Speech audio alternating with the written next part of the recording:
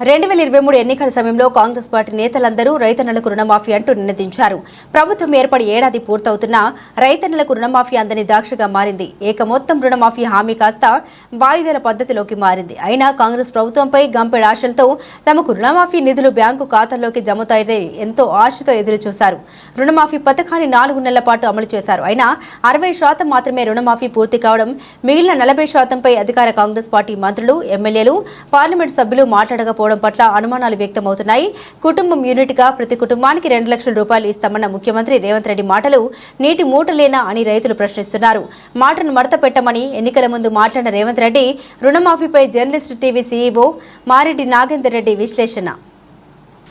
రాష్ట్రంలో లక్షలాది మంది రైతులు ఎదురు చూస్తున్న రుణమాఫీ సమస్య ఎక్కడ వేసిన గోంగూర అక్కడ సన్నంగా తయారైంది. కేవలం 21,000 కోట్ల రుణమాఫీ పూర్తి చేసి సంపూర్ణ రుణమాఫీ అంటూ సాక్షాత్ ముఖ్యమంత్రి రేవంత్ రెడ్డి ప్రకటించడంతో మిగిలిన రైతులు లబోదీపమంటున్నారు. ప్రతి గ్రామంలో 30 నుంచి 40% మంది రైతులు తమ రుణాలు మాఫీ కాలేదంటూ వ్యవసాయ శాఖ అధికారుల చుట్టూ బ్యాంకుల చుట్టూ తిరుగుతున్నారు. అయినా కూడా సంబంధిత ఎమ్మెల్యేలు కానీ మంత్రులు కానీ ఈ విషయంలో ఏమాత్రం పట్టించుకోకపోవటం, ప్రకటన చేయకపోవడంతో రుణమాఫీ జరుగుతుందా లేదా అనే ఒక అనుమానాలు కూడా వ్యక్తమవుతున్నాయి. ఎందుకంటే 2023 ఎన్నికల సమయంలో ప్రతి రైతుకి రుణమాఫీ చేస్తామని ప్రకటించిన ఆనాటి పిసిసి అధ్యక్షుడు రేవంత్ రెడ్డి అధికారంలోకి వచ్చిన తర్వాత మాట మార్చి మాటను మడతేసి రుణమాఫీని కుటుంబానికి ఒక యూనిట్గా చేసి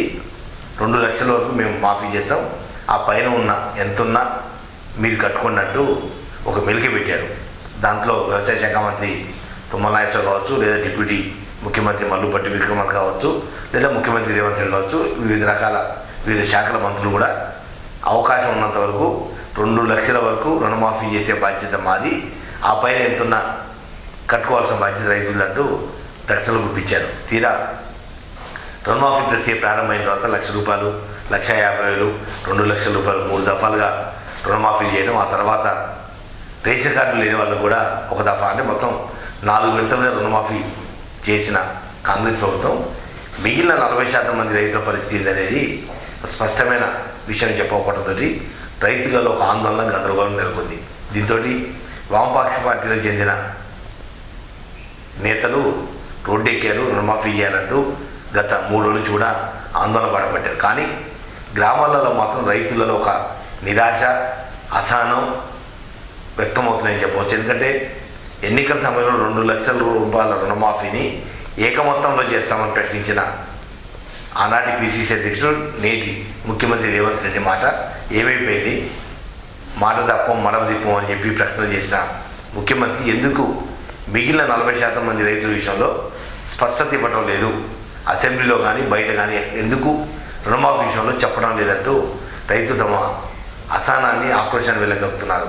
ఇప్పటికైనా ముఖ్యమంత్రి రేవంత్ రెడ్డి కావచ్చు, లేదా ఆర్థిక శాఖ మంత్రి, లేదా డిప్యూటీ సీఎం హోదాలో ఉన్న మల్లుపట్టి విక్రమార్క, వ్యవసాయ శాఖ మంత్రి తుమ్మల నాగేశ్వరరావు వాస్తవాంశాలు పరిశీలించి మిగిలిన 10,000 కోట్లు అంటే 40% మందికి ఇంకా 10,000 కోట్లు నిధులు మంజూరు చేస్తే సంపూర్ణ రుణమాఫీ అయ్యే అవకాశాలు స్పష్టంగా కనపడతాయి. కాబట్టి ఆ దిశగా ప్రభుత్వం ఆలోచించి రైతుని సంపూర్ణ రుణ విముక్తులు చేయాలని చెప్పి రైతులు కోరుతున్నారు. ఒకవేళ కనుక రుణమాఫీని అత్యవసరంగా కొనసాగించి అలాగే వదిలేస్తే మాత్రం భవిష్యత్తులో కాంగ్రెస్ పార్టీకి గతంలో బీఆర్ఎస్ పార్టీకి పట్టిన గతి తప్పని పరిస్థితి అని కూడా రైతులు హెచ్చరిస్తున్నారు.